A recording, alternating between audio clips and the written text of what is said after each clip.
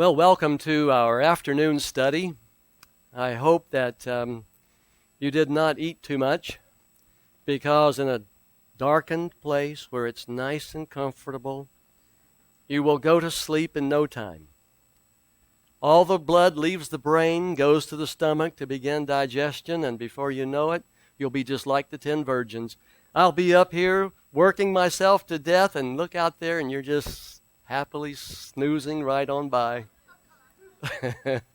So in about 15 minutes, I'm going to invite you to stand just to kind of stretch for a little bit so we can see who went to sleep. So hang on. This morning, one of the things I tried to use as evidence that we are living near the end of time, or at the end of time, is the growth and popularity and the recovery of the Roman Catholic Church from the deadly wound that was inflicted in 1798. And before we get into this, a couple of Bible verses have come to mind, and I'd like to show you these to you. Look at Daniel chapter 7, verse 8. Now, this is talking about the fourth beast in Daniel 7, which is Rome. And out of Rome, comes a little horn. And as this little horn grows up, it uproots 3 of the original 10 horns. And so the 8th horn, which is the little horn, it grows up and becomes more powerful than the others. The 8th horn rules over the 7 horns. You understand what I'm talking about? I hope you're with me on that. So, while I was thinking about the horns, the 10 horns, Daniel said, "There before me was another horn, a little one, which came up among them, and 3 of the first horns were uprooted before it." Now, this little horn, this new horn that comes along, it had eyes like the eyes of a man, and a mouth that spoke boastfully. In other words, this horn has intelligence. The other horns don't. This little horn sees things spiritually that the others can't see. And this little horn represents, and it's historically well documented, and it's covered in my book on Daniel, if you care to read that. This horn represents the rise of the Christian faith out of Rome, which later became known as the Roman Catholic Church. And as the Church of Rome came to power, it was instrumental in destroying 3 of the first of the 10 horns that preceded it, over the issue of whether Christ was eternal deity or whether he was a created being. The Arian controversy, it's called. And by 533 A.D., 538 A.D., the controversy had been settled. The 3 nations, the Ostrogoths, the Heruli, and the Vandals, had been destroyed. And so the Christian church now became powerful. And Justinian, in A.D. 533, gave the Pope, as Justinian, the Roman emperor, was trying to bring the Roman Empire back together, he gave the Pope the authority to determine who could be a subject of the Roman Empire, of the Holy Roman Empire. The Pope was given the authority to determine who was a heretic and who was not, meaning that the Pope had eyes to see things that regular political guys couldn't see. Make sense?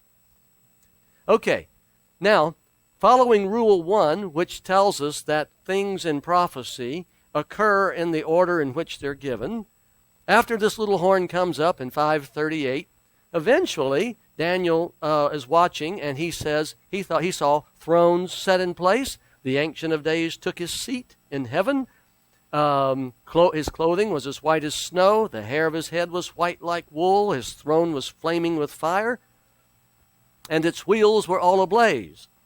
A river of fire was flowing and coming out from before him. Thousands upon thousands attended him. 10,000 times 10,000 stood before him. The court was seated, and the books were opened. What books? What's the point here? What's going on? Well, court is what is going on. The judgment of the dead is what is going to take place. That's the court. The angels have been all summoned from all over the universe to come and to watch the judgment of human beings, because as they observe the judgment that God is going to go through on each human being, they will begin to understand and appreciate the love and the mercy, the love, the justice and the mercy of God. They are getting a classroom experience in the great courtroom of the universe. So the court was seated, and the books of judgment were opened. Now, we have moved from AD 538, jumped down to 1844, when this court began. Now, what I'm driving at is that after 1844, I want you to look at this verse, Daniel 7:11. Then I continued to watch, because of the boastful words the horn was speaking. When is this verse going to occur? When does verse 11 occur? It occurs after verse 10, according to Rule 1. Rule 1 states, each apocalyptic prophecy has a beginning point in time, has an ending point in time, and the events occur in the order in which God has given them. If they don't occur in the order in which God has given them, then there is no order. No one can possibly determine order. And there is no authority large enough on earth to tell everybody what the order has to be. No.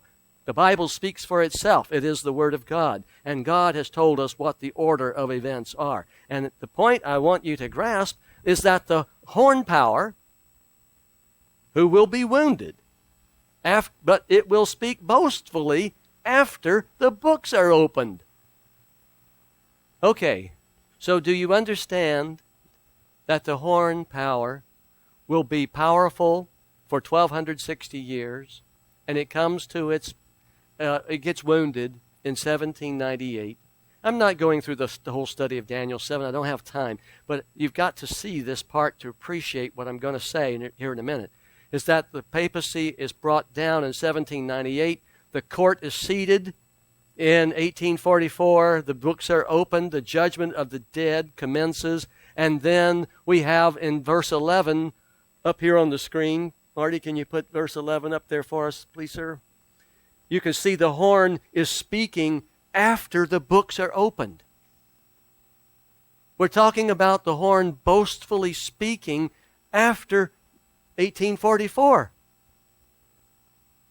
Why am I making such noise about this? Because in Revelation 13, the head that received a deadly wound had been healed.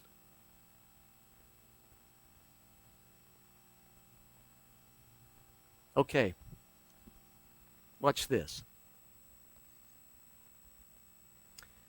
John saw a beast, a leopard-like beast, come up out of the sea. And this beast has 10 horns and 7 heads. And this beast resembled a leopard. And the devil, the dragon, the great red dragon, gave the beast his power, his throne, and great authority. And one of the 7 heads seemed to have had a fatal wound.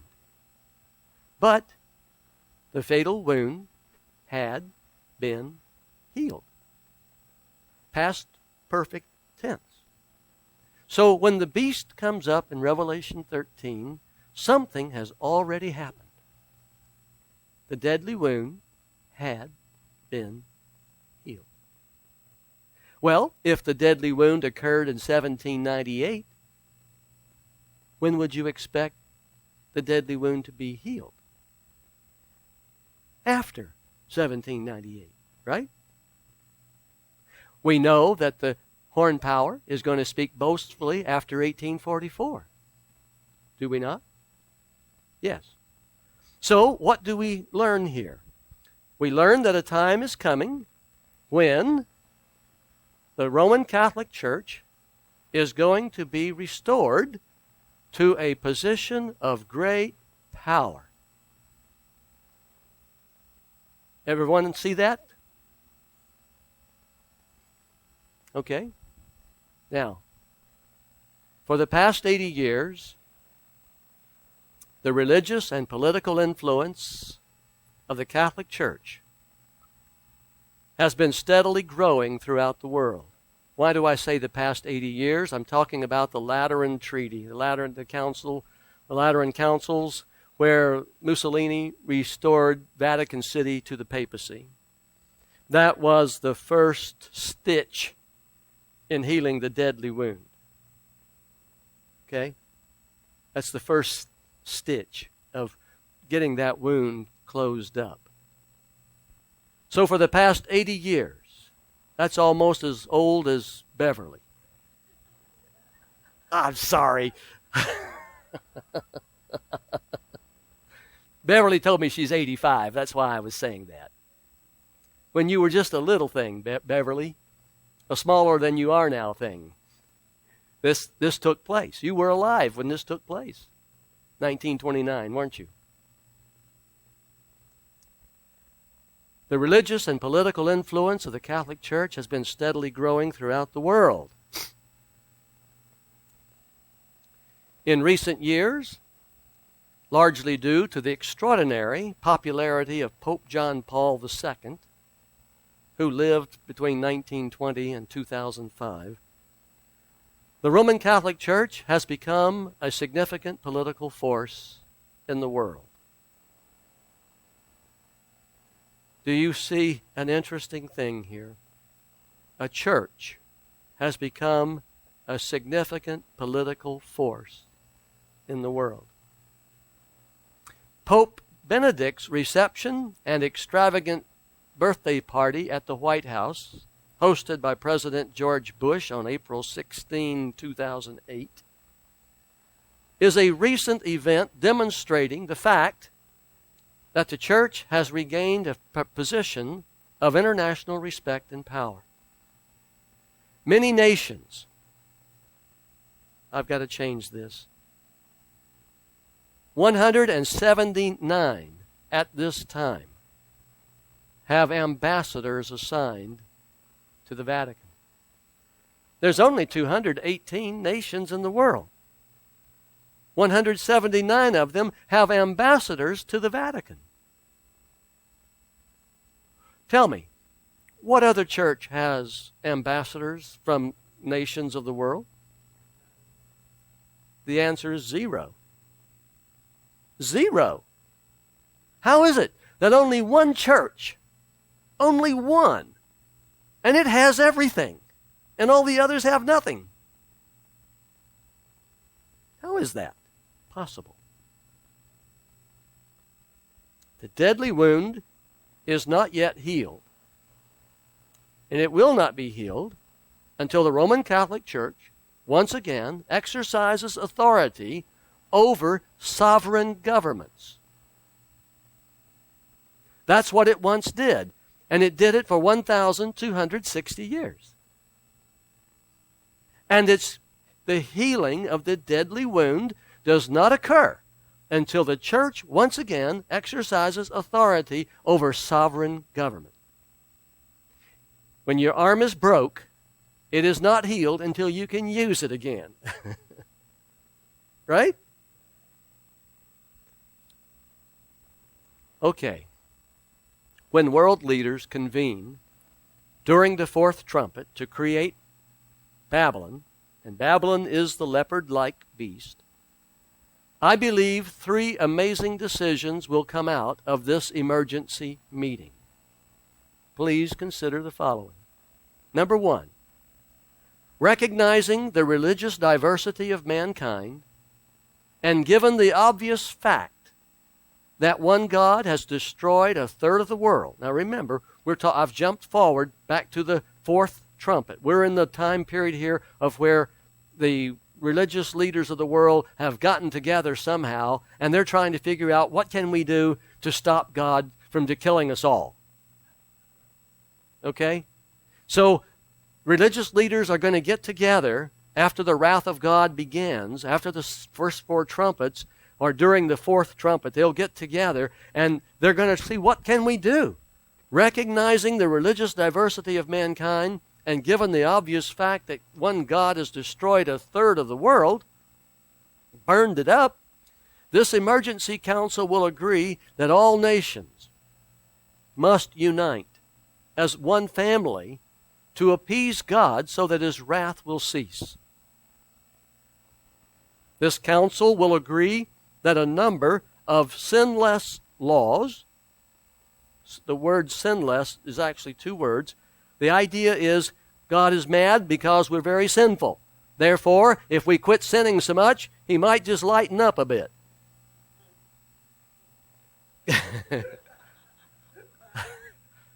That's the logic.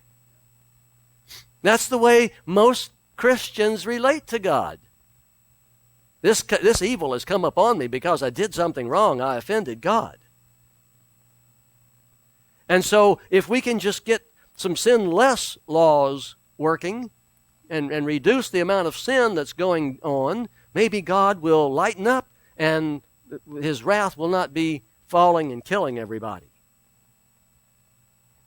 You're going to see homosexuality outlawed. You're going to see the religious right, you're going to see the conservatives move in such a way that will put the Pharisees in Christ's day to shame. Rush Limbaugh will probably be leading the parade.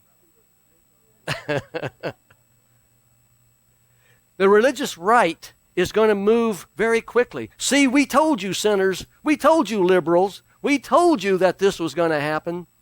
And there's going to be a knee-jerk reaction among the conservatives, and they're going to insist. The only way we're going to appease God is through sinless laws. And do you know that the Catholic Church is the most conservative church on earth? The Catholic Church is a very conservative church.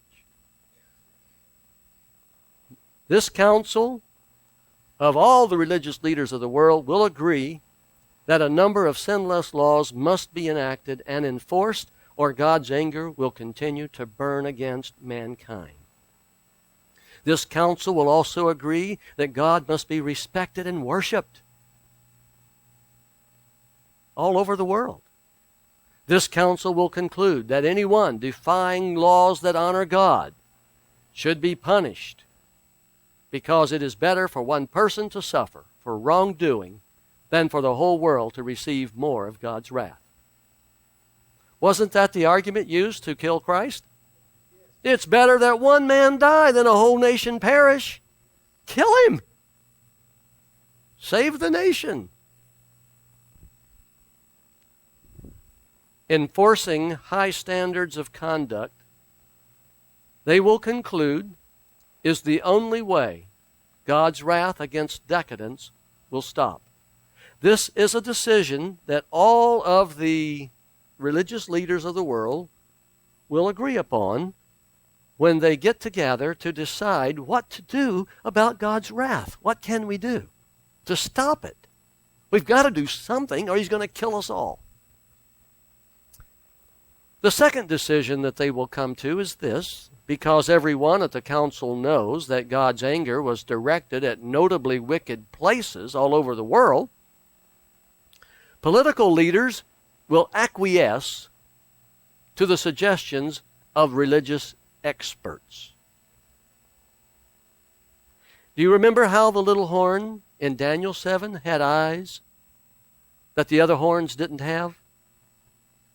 The little horn had spiritual insight, and the others just followed its lead. And that's precisely what will happen here. Political leaders will have no choice but to accept the responsibility of enacting and enforcing laws to reduce sinful behavior.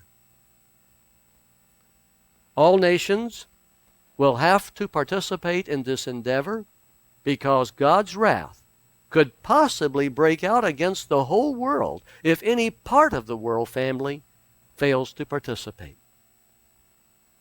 We're in this together. All nations, when John says that 1/3 of the earth was burned up, that includes Brazil, Argentina, United States, Canada, India, Russia, every state, every nation. God impacts, the wrath of God will be felt in every quadrant of the world. Every quadrant. Political leaders will be put in a position of having no choice but to go along with Babylon's mandates in hopes that Babylon's directions will quickly resolve the awful crisis that exists between God and man. Okay, now watch this one. This is the third decision that will come out of this council.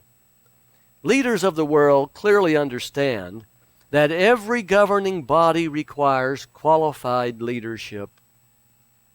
A supreme council, something like the Security Council of the United Nations, will be created. Given the dire circumstances caused by the first 4 trumpets, Babylon, that's what this Supreme Council is, Babylon, that Babylon will be far more effective than the Security Council. I believe the Pope will be selected as the leader of Babylon for 4 reasons. Now remember, Babylon is where all the world's religious leaders get together and they decide what can we do to appease God's anger so that he won't kill us all. And so after they've made these decisions and so forth, now we've got to choose a leader to lead our body, which the political leaders have all said they will submit to. Let me tell you, put it this way. Babylon is going to be given power over all the whole world, over every 218 nations of the world, without firing a single bullet. Without firing a single bullet. Babylon is going to be given authority over the world without war. It happens because of fear of God. We've got to appease him or he's going to kill us all. I believe the Pope will be selected as the leader of Babylon for 4 reasons. First, the healing of the deadly wound has been steady, ongoing since 1929. Second, the Catholic Church is uniquely prepared to serve the world through its diplomatic relations with 179 ambassadors already. Already. The stage is set.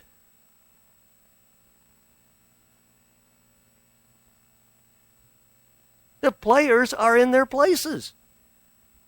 Third, the Roman Catholic Church believes that a church-led state is the best form of government. Catholics do not believe in the separation of church and state.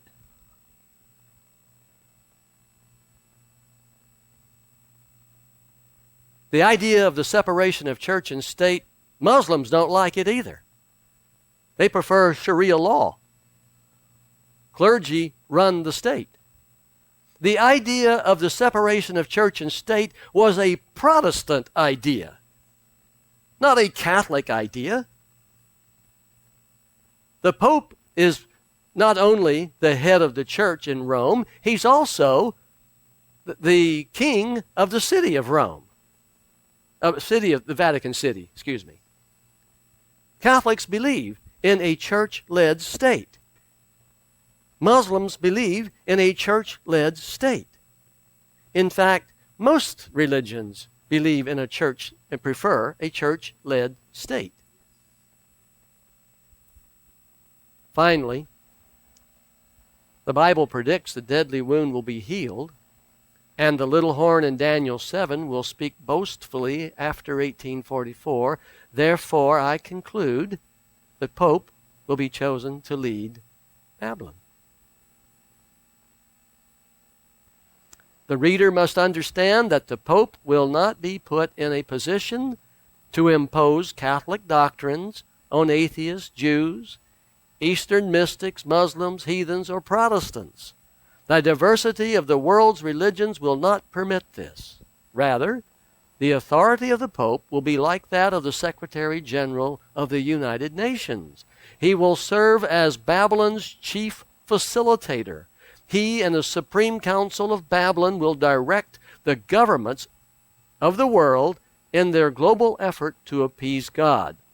Babylon will not displace the civil governments of the nations. Rather, the demands of Babylon will be imposed on all nations, and they will be applied according to the prevailing customs and religions of each nation.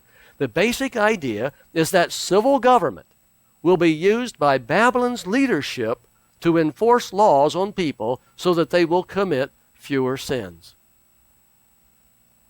You understand that? The Pope and his council will give directives to the United States government and will say to the United States government, you must outlaw homosexuality. The position of the church, the position, and see, the largest church in the United States is Catholic Church. 25% of the population of this country is Catholic already. And by the time you add in the evangelicals, who with the Catholics have many similar beliefs, it's going to be very quick and very easy to find a number of things that we can outlaw that we think are sinful. And so this is how laws regarding worship, laws regarding behavior, laws that violate the Constitution and the Bill of Rights will be imposed.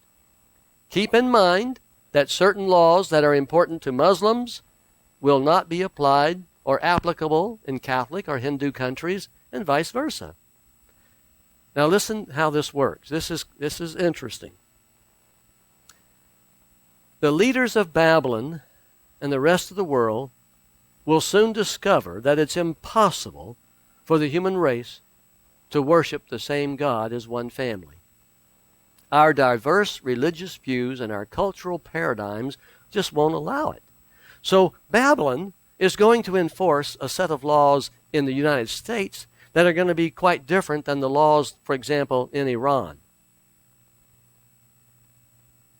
So Babylon is going to be creating laws that fit the situation in each country, according to the prevailing and populist view in that country.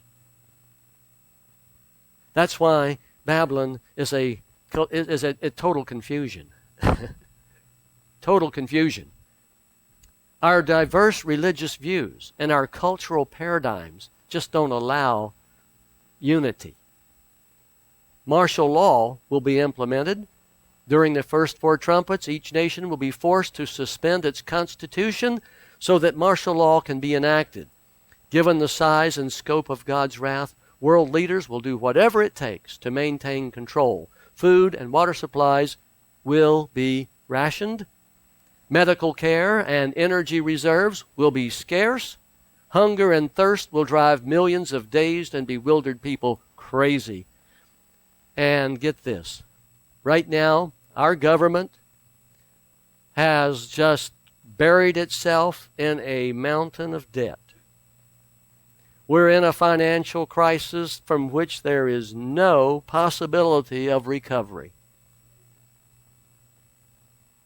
We are in a situation that can never be repaired or fixed.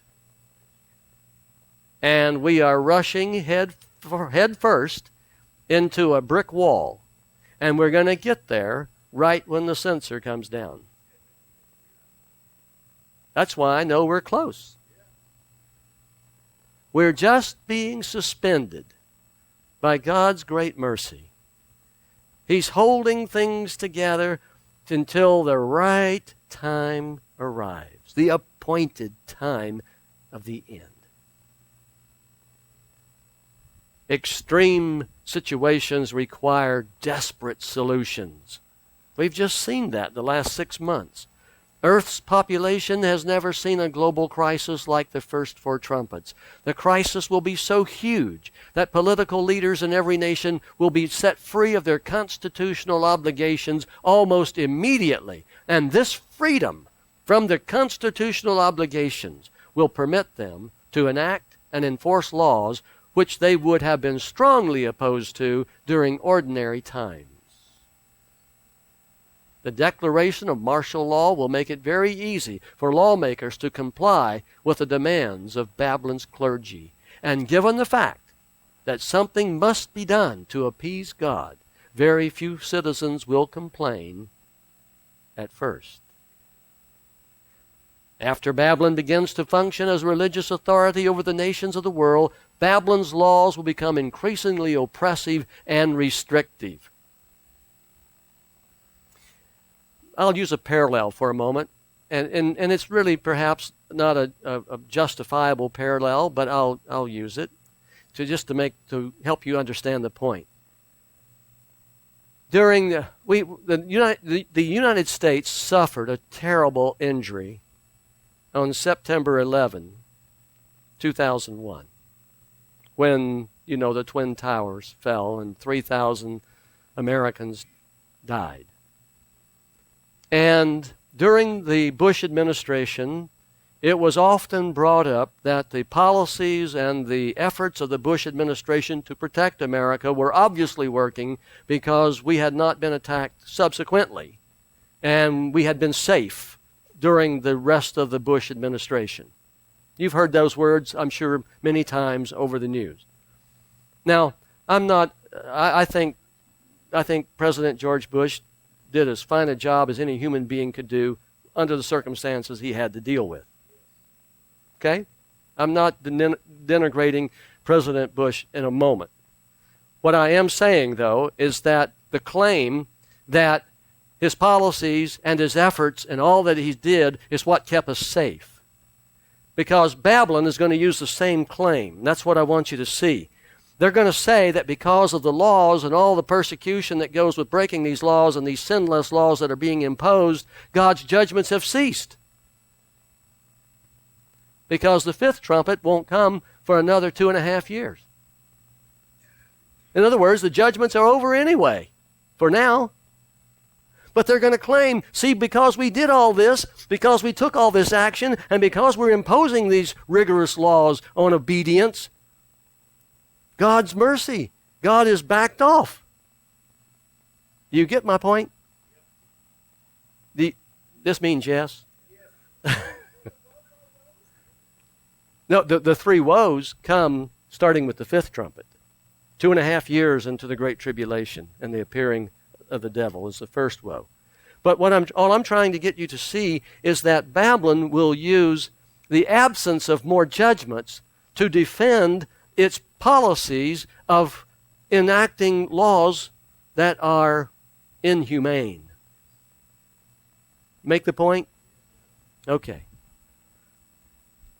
So, later on, these laws will become amended, and mandatory worship on specific days will be required. Man's efforts to appease God's wrath explains how worship will become a focal point for persecution. It will become the flashpoint. The Bible predicts all inhabitants of the earth. There's that word, A-L-L. All inhabitants of the earth will worship. Let me make the point about the word worship. The Greek word for worship is proskuneo, and it means to obey. It means to submit. It means to be in reverent obedience. We talk about a worship service. That's an oxymoron. There's no such thing. You may have a praise service, but that's not what worship is. Worship is coming. When Abel came and put the lamb on the altar, that was worship, because God required it, and he submitted to the requirement and did as he was required. When you come to worship God, listen, if God says, thou shalt not steal, and you are tempted to steal, and you walk away resisting the temptation to steal, you just worshiped God. Amen. That's worship. Worship is submission, the act of submitting. Praise service is something else. Worship is something else. All inhabitants of the earth will worship. That means they will obey the beast. They will do as they are told. All whose names have not been written in the book of life. Now, I have just a couple of minutes before the break, and I want to share with you how beautiful this is. Everyone except those whose names have not been written in the book of life, all whose names have not been written in the book of life belonging to the Lamb, will worship the beast. The Father knew 5 billion years ago who would and who would not. And he wrote it down in his little book, which he sealed up with 7 seals. You know that.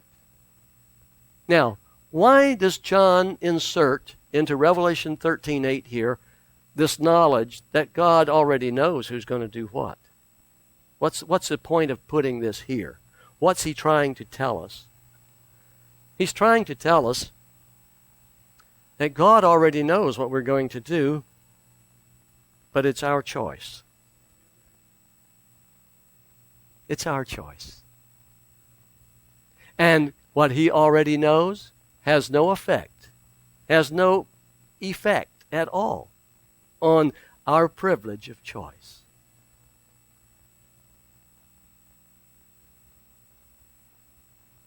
Whom will you worship when worship demands a sacrifice? Whom will you worship when the price for worship is great?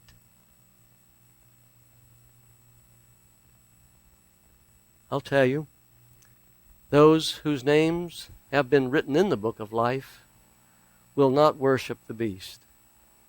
And this will be proven as time unfolds. The 10 Commandments, especially the 4th commandment, will be constantly debated because Babylon will energize the topic by making the issue of worship highly important.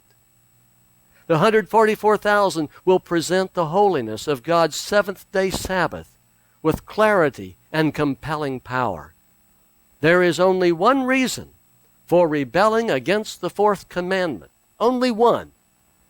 It is man's natural hostility toward God's authority. When the carnal nature is confronted with the demands of God's law, hostility is the result.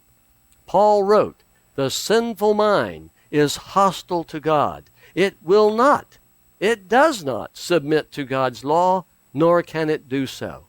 Those controlled by the sinful nature cannot please God. Cain foolishly rationalized and assured himself that God would be pleased with his veggies. But the Bible is clear. Cain did not worship. God was not pleased at all. God did not accept Cain's worship because he saw Cain's rebellion for what it was. Think about this. Why would anyone refuse to rest on God's holy Sabbath after being informed by one of God's prophets that God demands that we rest from our labors on his holy day? The 10 Commandments were written in stone. They are inseparable and unchangeable. The Bible is not in conflict with itself. Paul wrote, "For somewhere in the Scripture, God has spoken about the 7th day in these words, and on the 7th day God rested from his work. There remains then a Sabbath rest for the people of God, for anyone who enters God's rest also rests from his own work, just as God did from his." During the Great Tribulation, God will test the inhabitants of earth with his Sabbath rest test. Get this. This is so neat. during the Great Tribulation, the great test of faith is to see who will take a vacation at the right time each week. God wants, the fourth commandment is the only commandment of the 10 that commands us to do nothing at the appointed time, to rest from our labors as God rested from his. What is it in man's nature that drives him to rebel against God's command? We'd all like an extra holiday. And God says, I'll even sweeten the deal. If you will rest on my holy day, I will take care of your business so that in resting, you don't lose anything anyway. I have never met anyone who decided to keep God's Sabbath holy that lost more than they gained. It has never happened.